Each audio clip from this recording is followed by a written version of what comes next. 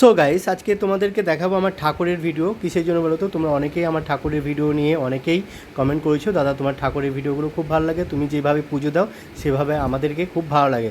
তো একবার তোমরা আমার একটা ভিডিও কিন্তু মিলিয়ন্স ভিউজ গিয়েছিলো। কিসের জন্য বলো তো? তোমরা অনেক অনেক শেয়ার করেছিলা আর অনেকেই ভালোবাসা দিয়েছিলো, এই জন্য কিন্তু এই ভিডিওটা করা। তোমরা অনেকেই দেখতে চেয়েছো কীভাবে আমি ঠাকুরের পুজো করি, কীভাবে সন দেই। ঠিক আছে, এটা হচ্ছে সন্ধ্যা আরতি করার পরে কিন্তু আমি দেখতেই পাচ্ছ গোপালকে কিন্তু সন দেওয়ার জন্য রেডি করলাম। ঠিক আছে, তো কথা হচ্ছে কি ওর কিন্তু সেবা দিয়ে দিলাম, তারপর কিন্তু একটু আদর করে দিচ্ছি, তারপরে কিন্তু ওর ড্রেস, মালা, গহনা সব কিন্তু খুলে দিচ্ছি। ঠিক আছে, দেখতেই পাচ্ছ আমি খুলে দিচ্ছি, আবারও বারবার আদর করে দিচ্ছি। কিসের জন্য বলো তো? ও আমার ছেলের মতন, একেবারে ছেলের মতন। ঠিক আছে, আমি ওকে খুবই ভালোবাসি। কিসের জন্য? ওর নাম আমি এই জন্য ছোটো গোপাল বলে ডাকি।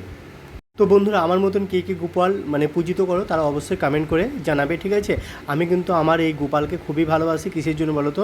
আমার ছেলে, একেবারেই ছেলে। তো যাই হোক না কেন বন্ধুরা, দেখতেই পাচ্ছ বারবার আদর করে দিচ্ছে আমাকে। না আদর করতে গেলে একে ছাড়তে ইচ্ছেন করে না।